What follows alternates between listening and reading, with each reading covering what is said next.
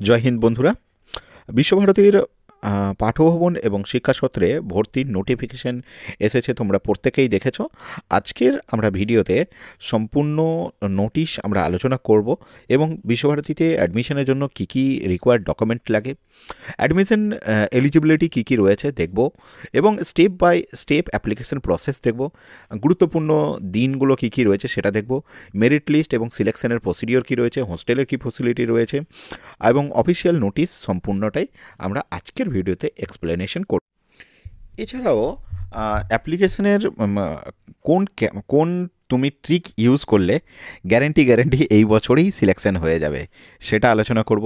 এবং যে সমস্ত ক্যাটাগরি রয়েছে, কোন কোন ক্লাসে ভর্তি রয়েছে, ক্লাস 1-এ হবে না কোন ক্লাসে হবে, কটা সিট রয়েছে সেগুলো বিস্তারিত আলোচনা করব। অ্যাডমিশনে কী রুল রয়েছে সেগুলো দেখে নেব।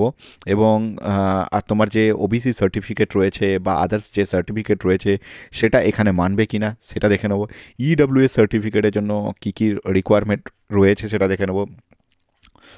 সন্তোষ পাঠশালা ব্যাপারটা আজকে বিস্তারিত আলোচনা করব। ক্লাস 1, 2, 3 এবং 4, 5, 6, 7, 8 পর্যন্ত যে ভর্তির প্রসিডিওর রয়েছে সেগুলো দেখে নেব। প্রি প্রাইমারিটা আমরা মেনলি আজকে আলোচনা করে থাকব এবং ক্লাস 6 এই দুটো আমাদের আলোচনা মেন থাকবে।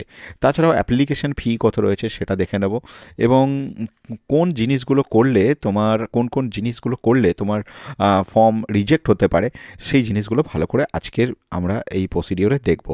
এবং কোন ট্রিকটা, সবথেকে গুরুত্বপূর্ণ বিষয় হচ্ছে কোন ট্রিকটা আমরা যদি অ্যাপ্লাই করি যাতে আমাদের এক চান্সেই অ্যাপ্লিকেশন হয়ে যায় এবং আমরা এক চান্সেই চান্স পেয়ে যাব, সেই বিষয়টা আজকের এই ভিডিওতে কিন্তু বিস্তারিত আলোচনা। দেখো, আমি এখন চলে এসেছি অফিসিয়াল নোটিফিকেশানে। তোমরা অফিসিয়াল নোটিফিকেশানটায় দেখবে আমি অফিসিয়াল নোটিশে আছি। তো সেই নোটিশ আমি ওয়েবসাইট থেকে অলরেডি ডাউনলোড করে রেখেছি এবং এটা দেখো আমি মেনলি আলোচনা করছি শিক্ষাসত্রের বিষয়টা এবং এর পরের ভিডিওতে আমি পাঠভবন নিয়ে আলোচনা করব আলাদা করে। এখানে বলছে অ্যাডমিশন 2026-এর জন্য অ্যাডমিশন নেওয়া হচ্ছে। ঠিক এই টাইমেই নভেম্বর কি ডিসেম্বর করেই প্রত্যেক বছরই ফর্ম আসে, সেটাও এবছর একটু লেট এলেও নভেম্বরের শেষ দিক করে। দেখো, অ্যাপ্লিকেশন 27 তারিখে অলরেডি শুরু হয়ে গেছে এবং এর লাস্ট অ্যাপ্লিকেশনের ডেট রয়েছে 12 তারিখ শুক্রবার। এবং তোমাদের যদি কিছু কারেকশন করার থাকে সেটা কারেকশন করে নিতে পারবে 14 তারিখ। বিভিন্ন পোর্টাল রয়েছে, এখানে ক্লিক করলেই তুমি ডিটেলসটা দেখতে পাবে আরও ডিটেলসে। এবার দেখো এখানে তোমার শিক্ষাসত্রের জন্য রয়েছে যেটা প্রি প্রাইমারিতে ভ্যাকেন্সি এসছে, যাদের বয়স হতে হবে আজকের ডেট অনুযায়ী, মানে 1/1/21 থেকে 21, মানে আমি যদি দেখি 2026-এ যারা ভর্তি হবে 26-এর 1 তারিখ থেকে যদি দেখি তাহলে মোটামুটি যাদের 4 বছরের বেশি বয়স তারা কিন্তু অ্যাপ্লিকেশন করতে পারবে প্রি প্রাইমারির জন্য সন্তোষ পাঠশালায়। মানে যাদের 2021-এ জন্ম শুধুমাত্র তারাই অ্যাপ্লিকেশান করতে পারবে। ঠিক একইভাবে ক্লাস 6-এরও ভ্যাকেন্সি রয়েছে। ক্লাস 6-এ দেখো মেনলি তোমাদের এটা যেটা ভর্তি হয় ক্লাস 1-এ ভর্তি, প্রি প্রাইমারিতে আসে, ক্লাস 6-এ আসে, ক্লাস 2-তে আসে। তো এখানে ক্লাস 2-এর ব্যাপারে কিছু বলা নেই, শুধুমাত্র প্রি প্রাইমারি সন্তোষ পাঠশালা এবং ক্লাস তোমার 6-এর জন্য এসছে। এবং ক্লাস 6-এর জন্য যেটা রয়েছে সেখানে ক্লাস 6-এর জন্য তোমার জন্ম তারিখ হতে হবে 2014 সালের জন্ম হতে হবে, 2014 1 জানুয়ারি থেকে 31 ডিসেম্বর পর্যন্ত, মানে পুরো 2014 সালটা হতে হবে। এবার দেখো তোমাদের সন্তোষ পাঠশালা যেটা প্রি প্রাইমারি রয়েছে সেখানে যেটা প্রতিবেশী রয়েছে, যেখানে 1 কিলোমিটার এর মধ্যে বসবাস থাকতে হবে, এই রকম যারা ওই শ্রীনিকেতনের 1 কিলোমিটারের মধ্যে রয়েছে শুধুমাত্র তারাই অ্যাপ্লিকেশন করতে পারবে। দেখো দুটো ক্যাম্পাস, একটা হচ্ছে তোমরা প্রত্যেকে জানো একটা পাঠভবন আর একটা শিক্ষাসত্র। তো আমি যেটা এখন আলোচনা করছি সেটা হচ্ছে শিক্ষাসত্রের বিষয় নিয়ে। তো শিক্ষাসত্রের 1 কিলোমিটারের মধ্যে যারা রয়েছে তারাই শুধুমাত্র নেইবারহুড ক্যাটাগরির মধ্যে পড়বে। ঠিক আছে, সেখানে কি কি ভ্যাকেন্সি রয়েছে? আনরিজার্ভ ক্যাটাগরিতে জেনারেলদের জন্য 2টো রয়েছে, ওবিসিদের জন্য একটা, এসসিদের জন্য একটা, এসটিদের জন্য রাউন্ড হয় সিটগুলো, এসটিদের জন্য এবছর কোনো সিট নেই, ইডাব্লিউএসের জন্য একটা। তাহলে টোটাল আমাদের 5টা সিট রয়েছে ওপেন ক্যাটাগরি ফর নেইবারহুড ক্যাটাগরিতে। এবার নন নেইবারহুড, বাকি যারা নেইবারহুড নয়, যারা প্রতিবেশীর মধ্যে পড়ছে না, তারা যে অ্যাপ্লিকেশন করবে সেখানে টোটাল 20টা সিট রয়েছে। আর টোটাল আমাদের ওপেন নেইবারহুড এবং নন নেইবারহুড ক্যাটাগরিতে মোট 25টা সিট রয়েছে। ক্লাস 6-এর ক্ষেত্রেও তাই, ক্লাস 6-এরও নেইবারহুড ক্যাটাগরিতে রয়েছে 5টা এবং নন নেইবারহুড ক্যাটাগরিতে রয়েছে 20টা সিট, টোটাল 25টা সিট রয়েছে। এবার দেখো এখানে যেটা মেনশন করা আছে যে রিজার্ভেশন গাইডলাইন যেটা রয়েছে, সেগুলো রিজার্ভেশন গাইডলাইন তোমরা প্রত্যেকেই জানো যে 15% এসসিদের জন্য রিজার্ভেশন থাকে, 7.5% এসটিদের জন্য থাকে এবং 27% ওবিসিদের জন্য থাকে, আর 10% নতুন যারা রয়েছে জেনারেল ক্যাটাগরিতে উইকার সেকশন অর্থাৎ ইডব্লিউএস তাদের জন্য 10% রয়েছে, এবং এটা হরাইজন্টাল রিজার্ভেশন ক্যাটাগরির মধ্যে পড়ে। আর এরপর রয়েছে যারা ওবিসি রয়েছে তাদের নন ক্রিমি লেয়ার হতে হবে, নন ক্রিমি লেয়ার ক্যাটাগরির মধ্যে হতে হবে, এবং ওবিসি যে সার্টিফিকেট রয়েছে সেটা ভ্যালিডিটি 3 ইয়ার্সের মধ্যে হতে হবে, তাদের নন ক্যাটাগরির মধ্যে হতে হবে। আর ইডব্লিউএস যারা রয়েছে তাদের কিন্তু মনে রাখতে হবে যাদের ইডব্লিউ সার্টিফিকেট যেন মিনিমাম ভ্যালিডিটি থাকে আপ টু 31শে মার্চ 2026 পর্যন্ত যেন অবশ্যই ভ্যালিডিটি থাকে, সেই ইডব্লিউএস সার্টিফিকেটটা নিয়ে আসতে হবে। যারা ওবিসি ক্যাটাগরির মধ্যে রয়েছে, ওবিসি ক্যাটাগরির মধ্যে রাখতে হবে যে অবশ্যই যেন সে যেন এনসিএল এর মধ্যে অ্যাভেলেবেল পায়, সেটা মাথায় রাখতে হবে। এবং যারা ইডব্লিউএসে রয়েছে তাদের আরও বেশ কিছু ক্যাটাগরি রয়েছে, যারা অলরেডি ইডব্লিউএস করেছে তারা বিষয়টা পুরোভাবে ভালোভাবে জানে, ইডব্লিউএসের ক্যাটাগরি সমস্ত কিছু দেওয়া আছে। সার্টিফিকেট হতে গেলে এই জিনিসগুলো মেনশন থাকতে হবে, যে বেশ কয়েকটা পয়েন্ট দেওয়া রয়েছে 7-8টা, আমি এটা নিয়ে এখন নতুন করে আলোচনা করছি না। বেশ, আর এখানে যে নোটিশে আরেকটা জিনিস দেখলাম যে নেইবারহুড ক্যাটাগরি, নন নেইবারহুড ক্যাটাগরি, মানে যারা 1 কিলোমিটারের মধ্যে, শিক্ষাসত্র থেকে 1 কিলোমিটারের মধ্যে রয়েছে তাদেরকে নেইবারহুড ক্যাটাগরির মধ্যে ফেলা হচ্ছে, আর যারা 1 কিলোমিটার বাইরে হচ্ছে তারা নন নেইবারহুড ক্যাটাগরির মধ্যে পড়ছে, এইটুকু মাথায় রাখতে হবে। বেশ, এরপর দেখো ইডব্লিউএস এর বিষয়টা বললাম, আর income and asset certificate issuing authority and verifications of certification, এগুলো দিতে হবে ডেপুটি ম্যাজিস্ট্রেট বা যে ইনকাম সার্টিফিকেট, মানে ইডব্লিউএস এর ক্ষেত্রে সেম নর্মস, এটা ইডব্লিউএস যারা করেছে তারা প্রত্যেকেই জানবে। এবার দেখো এখানে যে বিভিন্ন কার কত বয়স থাকতে হবে কোন ক্যাটাগরির জন্য সেটা বিস্তারিত দেওয়া হয়েছে, কোন বছরে মানে কোন ক্লাসের জন্য কত এজ হতে হবে বা কোন সালে জন্ম হতে হবে, কিন্তু এই ডিটেলস তো আমার রেখে লাভ নেই, আমার তো সন্তোষ পাঠশালার জন্য নেওয়া হচ্ছে এবং ক্লাস 6-এর জন্য, এই দুটোই আমাকে জানলেই হবে, তো এই এত আমার পড়ে লাভ নেই, তো সেইখানে তো অলরেডি আমাদের ভ্যাকেন্সি নেই। বেশ, আরেকটা জিনিস বলা হচ্ছে যারা অ্যাডমিশন নেবেন, আরেকটা ক্যাটাগরি থাকে সেটা হচ্ছে স্টাফ ক্যাটাগরি, এবং স্টাফ অ্যাডমিশন পার্মানেন্ট স্টাফ ওয়ার্ডস, মানে শুধুমাত্র যারা পার্মানেন্ট স্টাফ রয়েছেন তাদের ছেলেমেয়েরাই কিন্তু এই ক্যাটাগরিটা ফিল করবে, ঠিক আছে? এখানে মানে তাদের যদি ছেলে মেয়ে থাকে তারা, বারবার বলছি, তারা কিন্তু যেন পার্মানেন্ট স্টাফ হয়, মানে ক্যাজুয়াল স্টাফদের কিন্তু তারা এই ক্যাটাগরিতে ফল করবে না। বেশ, তারা যদি এই ক্যাটাগরির মধ্যে থাকে কেউ, তাহলে এই সন্তোষ পাঠশালা second year class 1, class 2, class 3, class 4, class 5, class 6, class 7, তাদের এই এজের মধ্যে যে এজটা আসছে, যে জন্ম তারিখটা হচ্ছে সেই জন্ম তারিখের মধ্যে সেই ক্লাসে কিন্তু অ্যাপ্লিকেশনের জন্য তারা ফর্ম ভরবে।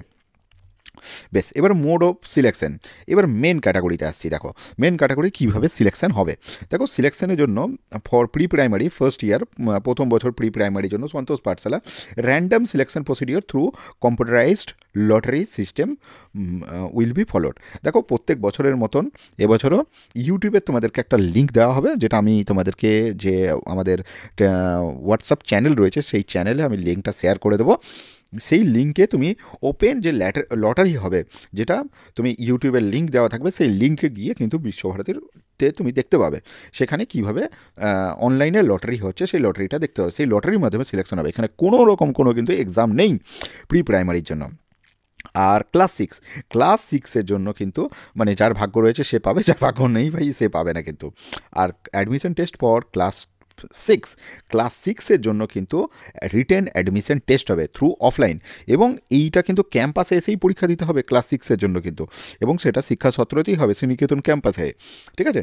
তো সেইটার জন্য তোমরা যারা ক্লাস সিক্সের জন্য অ্যাডমিশন নিতে চাও, তাদের যদি কোনো রকম কোনো নোটস বা সাজেশন বা প্রিভিয়াস ইয়ার কোশ্চেন প্রয়োজন হয়, তাহলে আমাদের কন্ট্যাক্ট নাম্বারে যোগাযোগ করবে, আমরা থ্রু PDF পাঠিয়ে দেবো, বা তোমরা যদি হার্ড কপি নিতে চাও হার্ড কপিও পেয়ে যাবে। বেশ, নেক্সট যে ক্লাস সিক্সের যে পরীক্ষা রয়েছে সেই পরীক্ষাটা মনে রাখবে 100 নম্বরের পরীক্ষা হবে, যেখানে বাংলায় কোশ্চেন থাকবে, বাংলা বিষয় থেকে কোশ্চেন থাকবে 25টা, আর ইংলিশ থেকে থাকবে 25টা, অঙ্ক থাকবে 25টা, বিজ্ঞান থাকবে 15টা, ইতিহাস 5, আর ভূগোল হচ্ছে 5। আর এইটা হবে সিলেকশনটা হবে মেরিট লিস্ট, মানে যে তুমি রিটেন এক্সাম তুমি যত নাম্বার পাচ্ছ সেই নাম্বারের বেসিসে কিন্তু সিলেকশন হবে, এবং সেই নাম্বারে কেমন নাম্বার তুলছে তার উপর। বেশ, বেশ, এখানে বলছে যদি কোনো ক্যান্ডিডেট এমন হয় যার সেম মেরিট হয়ে গেছে, সেক্ষেত্রে কিন্তু যার এজ বেশি তাকে কিন্তু জন্ম তারিখে অনুযায়ী যার এজ বেশি তাকে কিন্তু প্রেফারেন্স দেওয়া হবে। তোমরা কীভাবে অ্যাপ্লাই করবে? দেখো, অ্যাপ্লাই করার জন্য অনলাইন পোর্টাল রয়েছে, সেই পোর্টালে গিয়ে এই লিঙ্কে ক্লিক করে তুমি কিন্তু অ্যাপ্লাই করতে পারবে। আচ্ছা, তোমার টাকা লাগছে কত? 1,000 টাকা জেনারেলদের জন্য, ইডাব্লিউএস এবং ওবিসিদের জন্য 1,000 টাকা। এবং যদি দুটো স্কুলেই অ্যাপ্লিকেশন করো, মানে শিক্ষা সত্র এবং পাঠভবন, তাহলে আর 400 টাকা অ্যাড হবে, মানে 1,400 টাকা লাগবে। আর যদি তুমি এসসি বা এসটি ক্যান্ডিডেট হয় তাহলে 300, আর একটা স্কুলের জন্য, মানে দুটো স্কুলের জন্য জেনারেলদের জন্য 1,400 টাকা, আর এসসি বা এসটিদের জন্য 300 আর 150, মানে 450 টাকা লাগবে। বেশ, mode of payment candidate can make online payment through online payment notes, যেমন নেট ব্যাঙ্কিংয়ের মাধ্যমে করতে পারো, কোনো ক্যাশ পেমেন্ট কিন্তু এখানে নেওয়া হবে না। বেশ, এখানে তোমাকে ডকুমেন্ট আপলোডেড সাবমিটেড কী কী ডকুমেন্টস লাগবে দেখো লিখেছে, যে birth registration certificate issue by, তোমার ডেট অফ বার্থ সার্টিফিকেট যেটা রয়েছে ক্যান্ডিডেটের, সেটা দিতে হবে।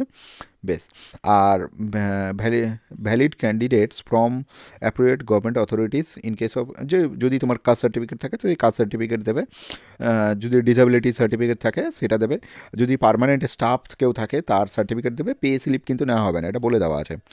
তারপরে নেক্সট হচ্ছে অনলাইন অ্যাপ্লিকেশন ফর্ম দেবে, এবং রিসেন্ট কালার ফটোগ্রাফ দেবে, যাতে সিমিলার ফটো হয় সেটা মাথায় রাখতে হবে। এবং কী কী ডকুমেন্টস তোমাদের বললাম। আচ্ছা, এখানে আরেকটা ক্যাটাগরি বলে দিই। দেখো, তোমাদের বারবার বলছি, এই যে ক্যাটাগরি রয়েছে, আগে আমি আরও বিস্তারিত আলোচনা করব, নেইবারহুড ক্যাটাগরি, যেখানে 5টা সিট রয়েছে। এই সিটটা কিন্তু ফুলই হয় না। তোমরা যদি কেউ এই নেইবারহুড ক্যাটাগরিতে ফল করো, তার অ্যাপ্লিকেশান এক প্রকার ধরে নিতে পারো পাকা। সেখানে কিন্তু কোনো রকম মানে ইয়ে থাকে না, মানে এখানে কিন্তু ক্যান্ডিডেট থাকে না। কিন্তু অথচ তোমার নেইবারহুড ক্যাটাগরিতে, নন নেইবারহুড ক্যাটাগরিতে কিন্তু প্রচুর প্রচুর প্রচুর কিন্তু অ্যাপ্লিকেশন জমা পড়ে থাকে। তো সেই জায়গাটা কেউ যদি নেইবারহুড ক্যাটাগরিতে অ্যাপ্লিকেশন করে থাকে, তো তাকে কিন্তু কী কী ডকুমেন্টস লাগবে আমি সেটা বলে দিচ্ছি। দেখো, প্রথমত বলছে neighbourhood category must select neighbourhood option during form fill up. সে অবশ্যই ফর্ম ফিল আপ করার সময় কিন্তু নেইবারহুড ক্যাটাগরিটা ফিল আপ করবে। বেশ, তার কী কী লাগবে ডকুমেন্টস? তার বাবা এবং মায়ের দুজনেরই কিন্তু তোমার রেশন কার্ড লাগবে, এবং দুজনেরই কিন্তু ভোটার কার্ড লাগবে। এবার যদি কেউ সিঙ্গেল মাদার্স হয়ে থাকে বা সিঙ্গেল ফাদার্স হয়ে থাকে, তাহলে তার রিগার্ডিং লিগ্যাল ডকুমেন্ট কিন্তু তাকে প্রোভাইড করতে হবে। এই দুটো জিনিস আমাদের মাথায় রাখতে হবে। জেনারেল গাইডলাইনের মধ্যে document uploaded submitted application form will be treated as final, মানে যে ডকুমেন্টও আপনি যেটা আপলোড করবেন সেটাকেই ফাইনাল ধরা হবে। এবং পরে কিন্তু সেই আপনার যদি কিছু ভুল থাকে সেটা কিন্তু আপনি কারেকশান উইন্ডোর সময় কারেকশান করে নিতে পারবেন। বেশ, তারপর হচ্ছে কাউন্সিলিং থ্রু অনলাইন এবং অফলাইন মোডেই হতে পারে, কাউন্সিলিং হবে। বেশ, নেক্সট হচ্ছে transfer certificate for class 6 schools last attended to be submitted after admission. কিছুদিনের মধ্যেই তাকে ট্রান্সফার সার্টিফিকেট দিতে হবে ক্লাস 6-এর জন্য। বেশ, কোথায় অ্যাপ্লিকেশন করবেন সেটা দেওয়া আছে। আর বিস্তারিত আমাদের যে গ্রুপ রয়েছে সেই গ্রুপে আমি প্রিভিয়াসলি যে প্রসপেক্টাস ছিল সেটা আপলোড করে দিয়েছি। আপনি অ্যাডমিশন রিগার্ডিং অনেক তথ্য কিন্তু প্রসপেক্টাসে পেয়ে যাবেন, সেই প্রসপেক্টাসটা পড়ে দেখে নিতে পারেন। বা যদি সেই রিগার্ডিং কিছু ভিডিও আপনাদের প্রয়োজন থাকে আপনাকে জানাবেন, আমরা সেটাকে আরও ডিটেলিং পড়ে আমরা জানিয়ে দেবো। বেশ, a set of photocopies relevant documents duly attested will have to submitted at the time of physical verification instructed by the competent authority। মানে আপনার যে ফটোকপিস, মানে আপনি জেরক্স করে রাখবেন, যে ডকুমেন্টসগুলো আপনি সাবমিট করে রেখেছেন, সেই ডকুমেন্টগুলো আপনি কিন্তু অবশ্যই কিন্তু আপনার নিজের কাছে রাখবেন। আচ্ছা, এই ফর্ম ফিল আপ করার সময় আপনি দুটো জিনিস মাথায় রাখবেন। ইমেলটা কিন্তু আপনি মাথায় রাখবেন ভালো করে, ইমেলটা কিন্তু বারবার চেক করবেন। যখন মোটামুটি ইমেল পাঠানোর মতন থাকবে, আমরা একবার আপনাকে নক করে দেবো, মানে আমাদের গ্রুপে জানিয়ে দেবো। তো সেখানে আপনি কিন্তু ইমেলটা অ্যাক্টিভ রাখবেন। ওরা কিন্তু যাবতীয় তথ্য কিন্তু আপনাকে ইমেলে দেবে ভেরিফিকেশানের সময়, সেই সময় কিন্তু আপনাকে অ্যাক্টিভ থাকতে হবে, বা কাউন্সিলিংয়ের সময়। বেশ, মেডিকেল বাকি এটা জেনারেল রুল রয়েছে, আমি এগুলো নিয়ে আর বিস্তারিত আলোচনা করছি না। এগুলো আপনারা মোটামুটি জানেন যে নতুন করে কিছু রয়েছে কিনা। এখানে কত কি ফিজ স্ট্রাকচার রয়েছে, সেগুলো ফিজ স্ট্রাকচার দেওয়া আছে, ফিজ স্ট্রাকচার খুবই কম। এটা আমি নতুন করে আর কিছু আলোচনা করছি না। এইগুলো আজকের নোটিশ, আমি বিস্তারিত আলোচনা করলাম। এরপরেও যদি আপনাদের কিছু জানার থাকে আমাকে কমেন্ট সেকশানে জানাবেন, তাহলে আমি যতটা পারবো আপনাদের হেল্প